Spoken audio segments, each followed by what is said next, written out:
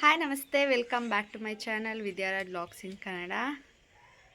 ನೋಡಿ, ಇವನು ನನ್ನ ತಂಗಿ ಮಗ. ಇದ್ದು ಕೂತ್ಕೋ, ವಿಡಿಯೋ ಮಾಡ್ತಿದ್ದೀನಿ ಅಂತ ಹೇಳಿ ಬರ್ತಾ ಇದ್ದಾನೆ. ಇಲ್ಲಿ ನೋಡು, ವಿಡಿಯೋ ಹಾಯ್ ಮಾಡು. ಹಾಯ್, ನಮಸ್ಕಾರ, ಗುಡ್ ಮಾರ್ನಿಂಗ್. ನಮ್ಮ ದೊಡ್ಡಮ್ಮನ ಚಾನಲ್ನ ಸಬ್ಸ್ಕ್ರೈಬ್ ಮಾಡ್ಕೊಳ್ಳಿ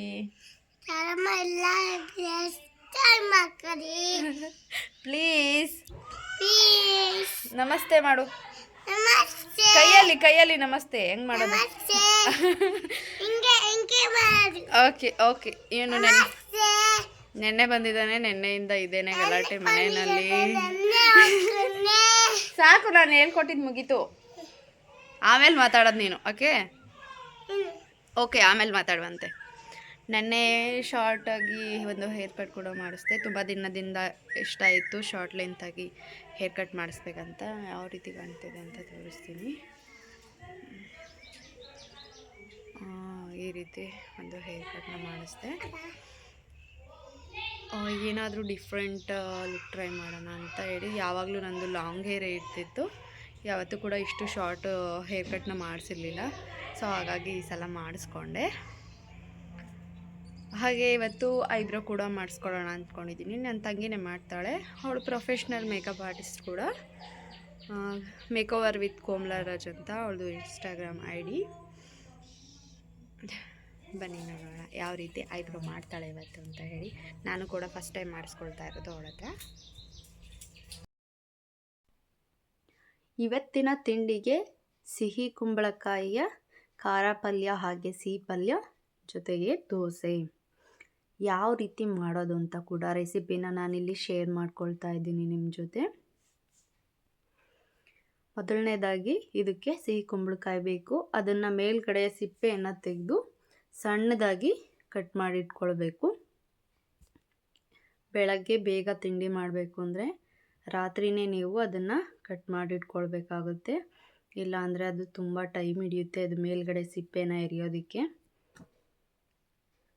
ಒಂದು ಸ್ಟವ್ ಮೇಲೆ ಒಂದು ಪಾತ್ರೆನ ಇಟ್ಕೊಂಡು ಆದಷ್ಟು ಇದನ್ನು ಈ ರೀತಿಯಾದಂಥ ಅಲ್ಯೂಮಿನಿಯಂ ಅಥವಾ ಬೇರೆ ಪಾತ್ರೆಗಳಲ್ಲಿ ಮಾಡಿ, ಸ್ಟೀಲ್ನ ಪಾತ್ರೆಗಳಲ್ಲಿ ಮಾಡೋದಕ್ಕೆ ಹೋಗಬೇಡಿ.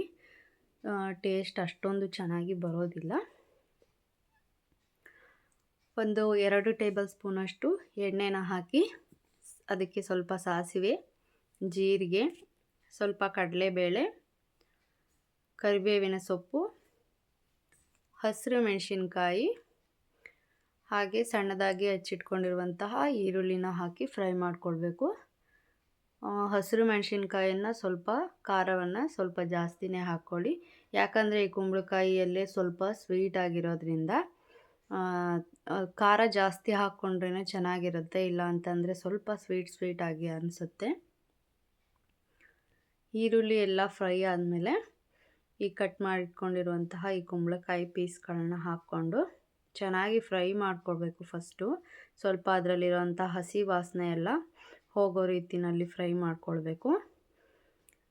ಇದನ್ನು ಈ ರೀತಿ ಸ್ಪೂನ್ನ ಹೆಲ್ಪಿಂದ ಮಾಡ್ಕೊಳ್ಳೋದಕ್ಕಿಂತ ಪಾತ್ರೆಯಲ್ಲೇ ಹಿಂಗೆ ಕೈನಲ್ಲಿ ಇಟ್ಕೊಂಡು ತಿರುಗಿಸ್ತಾರೆ, ಅದು ತುಂಬ ಬೆಸ್ಟ್ ಆಪ್ಷನ್. ಯಾಕಂದರೆ ಈ ರೀತಿ ಮಾಡ್ತಾ ಹೋದಾಗ ಕುಂಬಳಕಾಯಿ ಎಲ್ಲ ತುಂಬ ಪೀಸಾಗಿ ಪೇಸ್ಟ್ ಥರ ಆಗೋದಕ್ಕೆ ಸ್ಟಾರ್ಟ್ ಆಗುತ್ತೆ. ಆದಷ್ಟು ಆ ರೀತಿಯೇ ಟ್ರೈ ಮಾಡಿ. ಇವಾಗ ಇದು ಬೆಂದಿದೆ ಅಂತ ಒಂದು ಪೀಸನ್ನು ತಕ್ಕೊಂಡು ಕೈಯಲ್ಲಿ ಹಿಸ್ಕಿ ನೋಡಿದ್ರೆ ನಿಮಗೆ ಗೊತ್ತಾಗುತ್ತೆ ಅದು ಬೆಂದಿದೆಯಾ ಇಲ್ವಾ ಅಂತ ಹೇಳಿ. ಇದಕ್ಕೆ ಉಪ್ಪು ಹಾಗೆ ತೆಂಗಿನಕಾಯಿ ತುರಿನ ಹಾಕ್ಕೊಳ್ತಾ ಇದ್ದೀನಿ. ಕೊತ್ತಂಬರಿ ಸೊಪ್ಪನ್ನು ಕೂಡ ಹಾಕ್ಕೊಳ್ಬೋದು. ಇಲ್ಲಿ ದೋಸೆಗೆ ರೆಡಿ ಮಾಡ್ತಾಯಿದ್ವಿ. ದೋಸೆ ಸ್ವಲ್ಪ ಬೆಳಗ್ಗೆ ಬೇಗನೆ ಮಾಡ್ತಾಯಿದ್ದೀವಿ, ಯಾಕಂದರೆ ನನ್ನ ತಂಗಿ ಮಗನಿಗೆ ಇದು ಫೇವ್ರೇಟು. ಹಾಗಾಗಿ ಅವನು ಆಲ್ರೆಡಿ ಹೊಟ್ಟೆ ಹಸಿತಾ ಇದೆ, ದೊಡ್ಡಮ್ಮ ಬೇಗ ದೋಸೆ ಕೊಡು ಅಂತ ಕೇಳ್ದ. ಅದಕ್ಕೋಸ್ಕರ ಬೆಳಗ್ಗೆ 8:30ಗೆ ದೋಸೆನ ಮಾಡ್ತಾಯಿದ್ದೀವಿ. ದೋಸೆಗೆ ತುಂಬ ಎಣ್ಣೆ ಅಂತೂ ನಾನು ಯೂಸ್ ಮಾಡೋದೇ ಇಲ್ಲ. ತುಪ್ಪ ಅಥವಾ ಬೆಣ್ಣೆನ ಹಾಕ್ತೀನಿ. ನನಗೆ ಎಣ್ಣೆ ಹಾಕ್ಕೊಂಡು ದೋಸೆನ ತಿನ್ನೋದಕ್ಕೆ ಇಷ್ಟ ಆಗೋದಿಲ್ಲ. ನೋಡಿ, ದೋಸೆ ಕೂಡ ಎಷ್ಟು ಚೆನ್ನಾಗಿ ಮಸಾಲೆ ದೋಸೆ ಥರ ಬಂದಿದೆ ಅಂತ ಹೇಳಿ. ಆ ಕಲರ್ ಕೂಡ ಅಷ್ಟೇ. ಈ ರೀತಿಯಾಗಿ ಕಲರ್ ಬರಬೇಕು ಅಂತಂದರೆ ಸ್ವಲ್ಪ ನೀವು ರುಬ್ಬಿಟ್ಕೊಂಡಿರುವಂಥ ದೋಸೆ ಹಿಟ್ಟಿಗೆ ಒಂದು ಅರ್ಧ ಟೇಬಲ್ ಸ್ಪೂನ್ ಸಕ್ಕರೆನ ಹಾಕ್ಕೊಳ್ಬೇಕು. ಇದು ಮನೆ ಹತ್ರ ನೆಲ ಸಾರಿಸುವಂಥ ಬಟ್ಟೆ ಬೇಕಿತ್ತು ಈ ಸ್ಟಿಕ್ಕು, ಮತ್ತು ಸ್ವಲ್ಪ ಈ ರೀತಿ ಬಾಕ್ಸಸ್ನೆಲ್ಲ ಯಾರೋ ಮನೆ ಹತ್ರನೇ ಬಂದಿದ್ದರು ತೊಗೊಂಡ್ರು. ಹಾಗೆ ಸೇಮ್ ಕಲರ್ ಸೇಮ್ ಚೇರ್ನ ಮಕ್ಕಳಿಗೆ ಅಂತ ಹೇಳಿ ತೊಗೊಂಡ್ವಿ, ಕಿತ್ತಾಡ್ತಾರೆ ಅಂತ ಹೇಳಿಬಿಟ್ಟು 2 ಚೇರನ್ನು ಕೂಡ ತೊಗೊಂಡ್ವಿ ಒಂದೇ ಕಲರ್ನಲ್ಲಿ. ನೆನ್ನೆ ನನ್ನ ತಂಗಿ ಚೇಳೂರಿಗೆ ಹೋಗಿದ್ಲು, ಅಲ್ಲಿ ಈ ಮುಸ್ಕಿನ ಜೋಳನೆಲ್ಲ ತೊಗೊಂಡು ಬಂದಿದ್ಲು, ಬಿಡಿಸ್ತಾ ಇದ್ದಾಳೆ ಜೋಳನ ಬೇಯಿಸೋದಕ್ಕೆ. ನೋಡಿ ಜೋಳ ಕೂಡ ಬೆಂದು ರೆಡಿಯಾಗಿದೆ. ಈ ಚಳಿ ವೆದರ್ಗೆ ಈ ರೀತಿ ಜೋಳ ತಿನ್ನೋದು ತುಂಬಾ ಚೆನ್ನಾಗಿರುತ್ತೆ. ನಾನು ಉಪ್ಪು ಖಾರ ಎಲ್ಲ ತುಂಬಾ ಕಡಿಮೆ ತಿನ್ನಬೇಕಾಗಿರೋದ್ರಿಂದ ನಾನು ಇದಕ್ಕೆ ಯಾವುದೇ ರೀತಿಯಾದಂಥ ಉಪ್ಪು ಖಾರ ನಿಂಬೆಹಣ್ಣೆಲ್ಲ ಎತ್ಕೊಂಡು ತಿನ್ನುವಂಥದ್ದಾಗಲಿ ಅಥವಾ ಕಾರ್ನೆಲ್ಲ ಬಿಡಿಸ್ಬಿಟ್ಟು ಯಾಕೆ ಚಿನ್ನು ಅದನ್ನು ಕೂಡ ತಿನ್ನುವಂಥದ್ದು ಇಲ್ಲ. ಮಸಾಲ ಕಾರ್ನ್ ಮಾಡ್ಕೊಂಡು ತಿನ್ನುವಂಥದ್ದು. ಆದಷ್ಟು ಉಪ್ಪು ಖಾರ ಎಲ್ಲ ಕಡಿಮೆ ಮಾಡಿದ್ದೀನಿ, ಕಂಪ್ಲೀಟಾಗಿ ಬಿಟ್ಟಿದ್ದೀನಿ. ಐಬ್ರೋಸ್ ಕೂಡ ಮಾಡಿದ್ದಾಳೆ. ನನಗೆ ತುಂಬ ಸಣ್ಣದಾಗಿ ಐಬ್ರೋ ಮಾಡಿದ್ರೆ ಇಷ್ಟ ಆಗೋದಿಲ್ಲ, ತುಂಬ ಚೆನ್ನಾಗಿ ಮಾಡಿದ್ಲು. ಇದು ನೋಡಿ ನನ್ನ ಪಾಪುದು ಒಂದು ಗೋಲ್ಡ್ ಕಲೆಕ್ಷನ್ ಮತ್ತು ಸಿಲ್ವರ್ ಕಲೆಕ್ಷನ್ನ ತೋರಿಸ್ತಾ ಇದ್ದೀನಿ ನಿಮಗೆ. ಈ ಒಂದು ಬ್ಯಾಂಗಲ್ಸ್ ಏನಿದೆ ಇದು ಜಸ್ಟ್ 6 ಗ್ರಾಮ್ಸ್ ಇದೆ ಅಷ್ಟೇ. ಬಟ್ ಇದು ಡೈಲಿ ಯೂಸ್ ಮಾಡೋದಕ್ಕೆ ಆಗೋದಿಲ್ಲ. ಯಾರೆಲ್ಲ ತಗೊಳ್ಬೇಕು ಅಂತ ಅಂದ್ಕೊಂಡಿದ್ದೀರಾ ಖಂಡಿತ ಡೈಲಿ ಯೂಸ್ಗೆ ಅಂದರೆ ಈ ರೀತಿಯ ಬ್ಯಾಂಗಲ್ಸನ್ನು ತೊಗೊಳ್ಳಿಕ್ಕೆ ಹೋಗಬೇಡಿ. ತುಂಬಾ ಸೆನ್ಸಿಟಿವ್ ಇರುತ್ತೆ ಇದು. ಜಸ್ಟ್ ಎಲ್ಲಾದರೂ ಮಕ್ಕಳೇನೆ ಆಟ ಆಡುವಾಗ ಗುದ್ಕೊಂಡ್ರೆ ಎಲ್ಲ ಅಲ್ಲಿನೇ ತಗ್ಗಿ ಹೋಗುತ್ತೆ, ಆ ರೀತಿಯಾಗಿರೋವಂಥದ್ದು. ಇದರಲ್ಲಿ ತೊಗೊಳ್ಬೇಕು ಬ್ಯಾಂಗಲ್ ಅಂತಂದರೆ ಒಂದು 10 ಗ್ರಾಮ್ ಮೇಲೇ ಹೋಗಬೇಕು ನೀವು. ಈಗ ನೋಡ್ತಾ ಇದ್ದೀರಲ್ಲ ಈ ಒಂದು ಪುಟಾಣಿ ರಿಂಗು, ಇದು ಗಿಫ್ಟ್ ಬಂದಿದ್ದು ಪ್ರೇಯಾಂಶ್ ನಾಮಕರಣದಲ್ಲಿ ಅವರ ಅತ್ತೆಯೊಬ್ಬರು ಗಿಫ್ಟನ್ನು ಕೊಟ್ಟಿರೋವಂಥದ್ದು. ಇದು ಕೂಡ ರಿಂಗು ಗಿಫ್ಟ್ ಬಂದಿರೋದೇನೆ. ಈ ಒಂದು ರಿಂಗ್ನ ಇದು ಕೂಡ ಅವರ ಅತ್ತೆ ಆಗಬೇಕಾಗಿರೋವಂಥವ್ರೇ ಕೊಟ್ಟಿರೋದು. ಕೋಮಲ ಮತ್ತು ಪ್ರೇಮ ಅನ್ನೋರು ಇಬ್ಬರೂ ಕೊಟ್ಟಿರೋವಂಥದ್ದು. ಇನ್ನೂ 3 ರಿಂಗ್ ಇದ್ದಾವೆ, ಅದು ಹಸ್ಬೆಂಡ್ ಮನೆಯಲ್ಲೇ ಇದೆ, ನೆಕ್ಸ್ಟ್ ಯಾವಾಗಾದರೂ ತೋರಿಸ್ತೀನಿ. ಇದು ಕಾಲ್ ಖಡ್ಗ ಪಾಪುಗೆ, ಇದು ಕೂಡ ಗಿಫ್ಟ್ ಬಂದಿರೋವಂಥದ್ದೇನೆ, ಇದು ನಾವು ತೊಗೊಂಡಿರೋದಲ್ಲ. ಇದು ಅವರ ಅಜ್ಜಿ ಯಾರೋ ಒಬ್ಬರು ಕೊಟ್ಟಿರೋ ಅಂಥದ್ದು, ಪಾಪುಗೆ ಅಜ್ಜಿ ಆಗಬೇಕವರು. ಇದು ಕೂಡ ತುಂಬ ವೆಯ್ಟ್ ಇದೆ, ತುಂಬ ಚೆನ್ನಾಗಿ ಕಾಣುತ್ತೆ. ಬಟ್ ಅವನು ತುಂಬ ಕಾಲೆಲ್ಲ ತುಂಬ ಸಣ್ಣ ಇದೆ, ಇನ್ನೂ ಸ್ವಲ್ಪ ದಿನ ಹೋದ್ಮೇಲೆ ಹಾಕ್ಕೊಳ್ಳೋ ಅಂಥದ್ದು.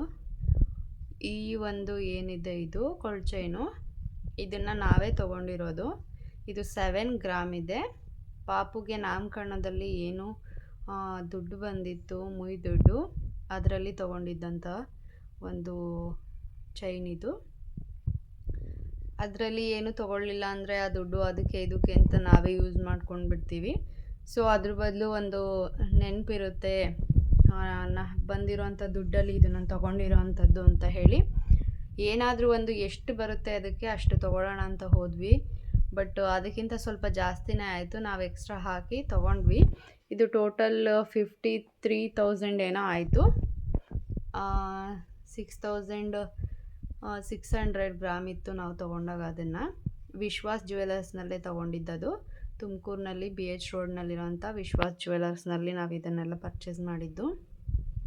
ಈ ಒಂದು ಡಾಲರ್ ಏನಿದೆ ಇದು ಅವರ ನಿರ್ಮಲ ಅತ್ತೆ ಅಂತ ಹೇಳಿ ಬ್ಯಾಂಗ್ಳೂರ್ನವರು, ಅವರು ಕೊಡಿಸಿದ್ದಂಥದ್ದು ಗಿಫ್ಟು ನಾಮಕರಣಕ್ಕೆ ಪಾಪುಗೆ. ಇದಿಷ್ಟು ಪಾಪುವಿಂದು, ಇನ್ನೂ ಸ್ವಲ್ಪ ಇದೆ, ನೆಕ್ಸ್ಟ್ ಯಾವಾಗಾದರೂ ತೋರಿಸ್ತೀನಿ. ಇವಾಗ ನೋಡ್ತಾ ಇರೋದು ಇದು ನನ್ನ ಹೊಸ ನೆಕ್ಲೆಸ್. ಅಂದರೆ ನನ್ನ ಹತ್ರ ಇದ್ದಿದ್ದಂಥ ಒಂದು ಪ್ಲೇನ್ ಗೋಲ್ಡ್ ನೆಕ್ಲೆಸನ್ನು ಹಾಕ್ಬಿಟ್ಟು ಇದನ್ನು ತೊಗೊಂಡಿರೋವಂಥದ್ದು. ಫುಲ್ ಕ್ಯಾಶ್ ಕೊಟ್ಟು ಏನು ತೊಗೊಂಡಿಲ್ಲ ಇದನ್ನು. ಇದು ತುಂಬಾ ಇಷ್ಟ ಆಯಿತು, ನಕಾಶ್ ಡಿಸೈನ್. ನನಗೆ ಆ್ಯಂಟಿಕ್ ಜ್ಯುವೆಲ್ರಿನೇ ತುಂಬ ಇಷ್ಟ ಆಗುತ್ತೆ ಪ್ಲೇನ್ ಇರೋದಕ್ಕಿಂತ. ಹಾಗೆ ಈ ರೀತಿ ಬೀಡ್ಸ್ ಇರೋವಂಥದ್ದು, ಸ್ವಲ್ಪನಾದರೂ ಸ್ಟೋನ್ ಇರೋವಂಥದ್ದೇ ನನಗಿಷ್ಟ ಆಗೋದು, ಫುಲ್ ಪ್ಲೇನ್ ಇರೋವಂಥದ್ದು ಇಷ್ಟ ಆಗೋದಿಲ್ಲ. ತುಂಬ ದಿನದಿಂದ ಈ ರೀತಿ ಆಗಿರೋವಂಥದ್ದನ್ನ ತೊಗೊಳ್ಬೇಕು ಅಂತ ಇಷ್ಟ ಇತ್ತು, ಸೊ ಆಸೆ ಫುಲ್ಫಿಲ್ ಆಯಿತು. ಇದನ್ನು ಕೂಡ ತುಮಕೂರಿನ ವಿಶ್ವಾಸ್ ಜ್ಯುವೆಲರ್ಸ್ನಲ್ಲೇ ತೊಗೊಂಡಿರೋವಂಥದ್ದು. ತುಂಬಾ ಹ್ಯೂಜ್ ಕಲೆಕ್ಷನ್ಸ್ ಇದೆ ಅಲ್ಲಿ. ಹಾಗಾಗಿ ಇದರ ಒಂದು ವೆಯ್ಟ್ ಎಷ್ಟಂದರೆ 20 ಗ್ರಾಮ್ಸ್ ಇದೆ ಇದು ನೆಕ್ಲೇಸು. ಡಿಸೈನ್ ಕೂಡ ತುಂಬಾ ಚೆನ್ನಾಗಿದೆ. ವಿಡಿಯೋ ಇಷ್ಟ ಆದರೆ ಲೈಕ್ ಮಾಡಿ. Thanks for watching.